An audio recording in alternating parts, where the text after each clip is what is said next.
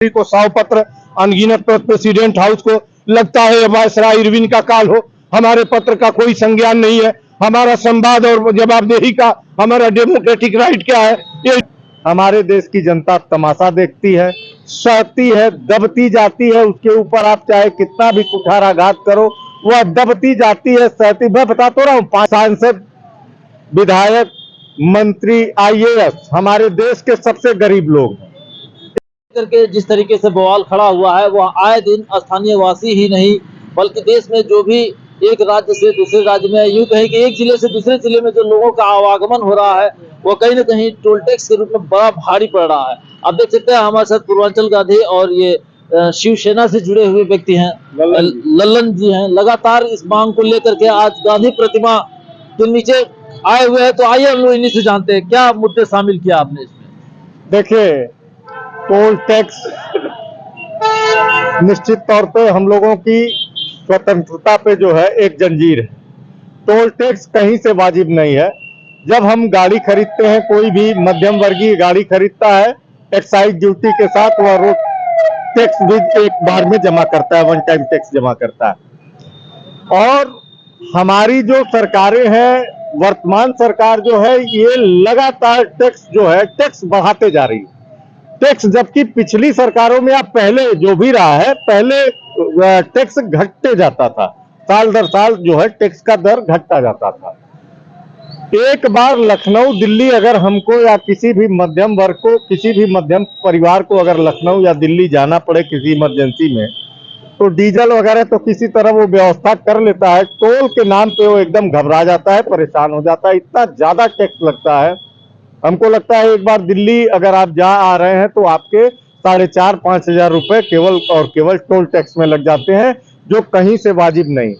आप बताइए, सांसद, विधायक, मंत्री, IAS हमारे देश के सबसे गरीब लोग हैं। इनसे गरीब कोई है नहीं। कि ये बड़ी बात, बड़ा कटाक्ष इन्होंने किया है कि सांसद, विधायक और मंत्री सबसे गरीब हैं हमारे देश के, जो टैक्स नहीं देते हैं। बिल्कुल, इनसे ज्यादा गरीब कोई है नहीं। इनका टैक्स माफ क्यों? हमारे टैक्स के पैसे से आप मजे करो। आप 12-12 हजार करोड़ के कह रहे हैं प्लेन खरीदो, और आम जनता 500 रुपए कमाने वाला एक लेबर, यार मुझे बहुत दुख होता है। आप बताइए, 500 रुपए कमाने वाला एक लेबर किस तरह अपने परिवार का जीवन यापन करता है? लेकिन वो माननीय है, उन्हें संवैधानिक अधिकार दिया गया। और ये माननीय बनाया किसने यार? यही जनता जनार्दन न बनाती है। इस जनता जनार्दन को नहीं सोचना चाहिए।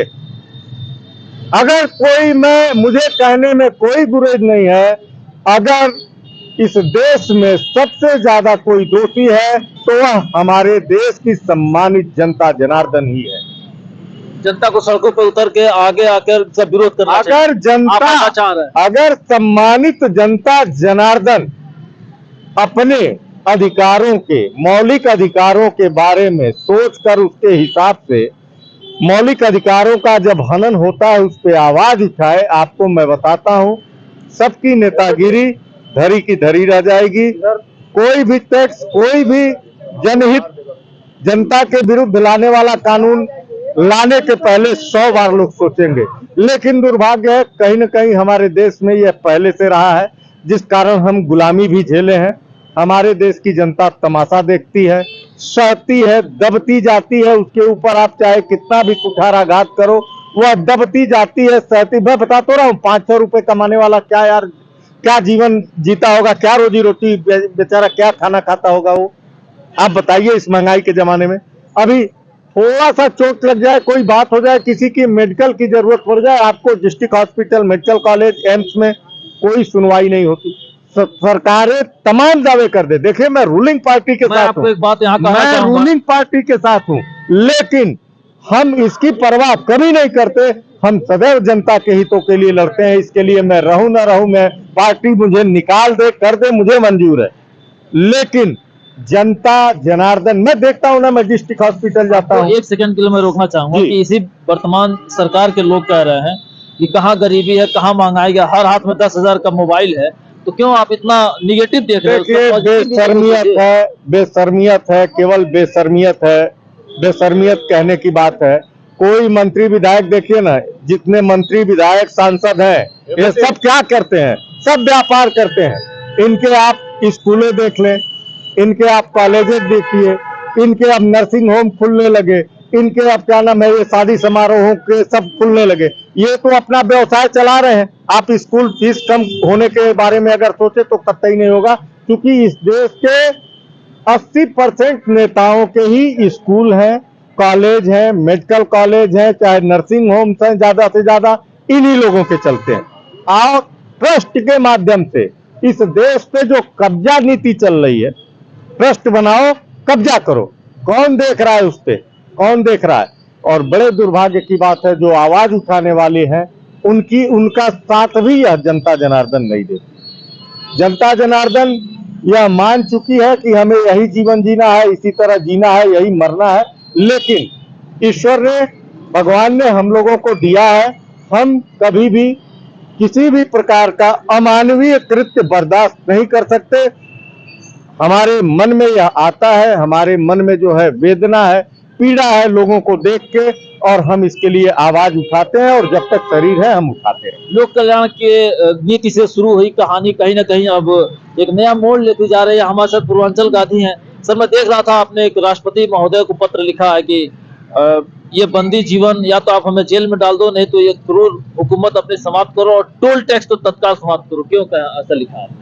टोल टैक्स हमारी स्वतंत्रता के, हमारी सम्मान पूर्वक जीवन और सम्मान पूर्वक जीने के मौलिक अधिकार की हत्या है। और टोल टैक्स लगाया किसने, क्यों लगाया गया टोल टैक्स? मैंने पिछली 2 वर्षों में ऑनरेबल प्रेसिडेंट को रिस्पेक्टेड कमिश्नर की ओर से ज्ञापन तेनुआ टोल पर दे रहा था कि इसको समाप्त कर दीजिए, लेकिन ये डाका टैक्स किसी ने समाप्त नहीं किया। 2 वर्षों से कहते कहते आज मैं ज्ञापन देने पुनः आया हूं और इनको अल्टीमेटम देता हूं। प्रेसिडेंट, ऑनरेबल प्रेसिडेंट महोदया को मैंने चिट्ठी लिखी है कि क्या मेरे पैरों में जंजीर बांधी जाएगी, क्या मैं टोल टैक्स दे के जीवित रहूंगा? हमारी स्वतंत्रता बाधित क्यों की गई? हमारी स्वतंत्रता, हमारी निजी गाड़ियों पर टोल टैक्स लिया क्यों गया? जमीन हमारी, पैसा हमने दिया कर के रूप में, सड़कें हमने बनाई। इन माननीयों को, जो डकैत हैं, जो रेपिस्ट हैं हिंदुस्तान के, जो लुटेरे हैं, जो क्रूर हैं, जो नफरती हैं, जो अच्छे हैं, उनके लिए मैं कोई शब्द नहीं बोलता। जो इस तरीके के हैं, इन्होंने हमारी निजी गाड़ी पर टोल टैक्स लगाया कैसे, और वो समाप्त क्यों नहीं करते हैं? इन बेईमानों की गाड़ियों पर ऑनरेबल प्रेसिडेंट से लेके नीचे तक, honourable president, prime minister, member of parliament, member of legislative assembly, जितने भी ऑनरेबल पर्सन है, और उनके साथ अब इंक्लूडिंग मोर देन जो 3 दर्जन से अधिक जो वीआईपी हैं, उनकी गाड़ियों पर टोल टैक्स नहीं लगता।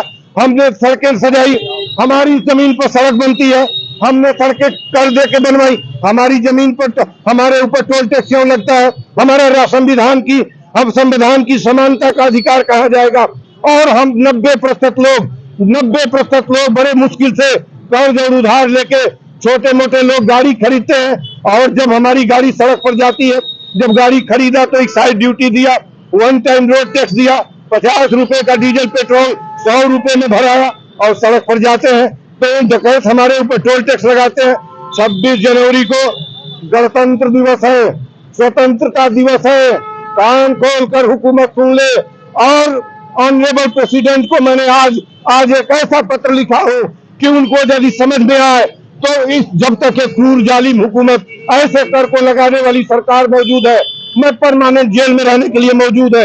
या तो ये टोल टैक्स तोड़ने, नहीं तो मुझे कैद खाने में डाल दें। मैं इनका टोल टैक्स 26 जनवरी को तेनुआ टोल प्लाजा पर 2 बजे निजी गाड़ियों पर टोल टैक्स तोड़ूंगा। आप देख सकते हैं कि गांधी जी ने ऐलान कर दिया है कि 26 जनवरी यानी गणतंत्रता दिवस के दिन ये कहीं ना कहीं टोल टैक्स को लेकर के अपना उग्र रूप दिखाएंगे और तोड़ेंगे टोल टैक्स, क्योंकि ये बार बार लिख रहे हैं राष्ट्रपति सहित जो परिवहन मंत्री है उनको, और जितने भी जिम्मेदार अधिकारी हो सकते हैं सबको इन्होंने सूचित कर दिया। भूतल परिवहन मंत्री को 100 पत्र, अनगिनत प्रेसिडेंट हाउस को, लगता है वायसराय इरविन का काल हो। हमारे पत्र का कोई संज्ञान नहीं है। हमारा संवाद और जवाबदेही का हमारा डेमोक्रेटिक राइट क्या है?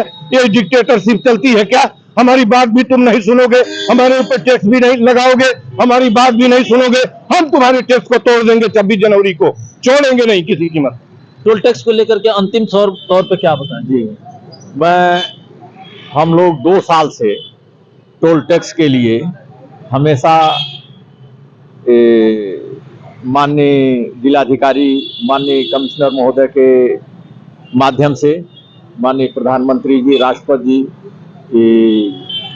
परिवहन, भूतल परिवहन मंत्री जी और सबको दे रहे हैं, लेकिन एक भी लेटर का आज तक जवाब नहीं दिया गया। 2 साल से कंटिन्यू हम लोग दे रहे हैं, लेकिन एक का भी जवाब नहीं दिया गया। अब मजबूर होकर के हम लोग 26 जनवरी 2025 को पेनुआ टोल प्लाजा पर टोल को मैं तोड़ूंगा। बिल्कुल, ये बड़ा कंट्राडिक्शन है कि जिन जिम्मेदारों को लगातार 2 वर्षों से पत्रों के माध्यम से अवगत कराया जा रहा है, ये पूरी तरीके से संवादहीनता है। ऐसे लोकतांत्रिक व्यवस्था में, लोकतांत्रिक देश का जो हम अंतर्राष्ट्रीय स्तर पर हवाला देते हैं और ये दावा ठोकते हैं कि हम दुनिया के सबसे बड़े लोकतंत्र के पोषक हैं, उसके संचालक हैं, यह अपने आप में एक बड़ा प्रश्न खड़ा कर देता है। आपको खबर कैसे लगी, इस संदर्भ में अपनी राय जरूर दें। धन्यवाद।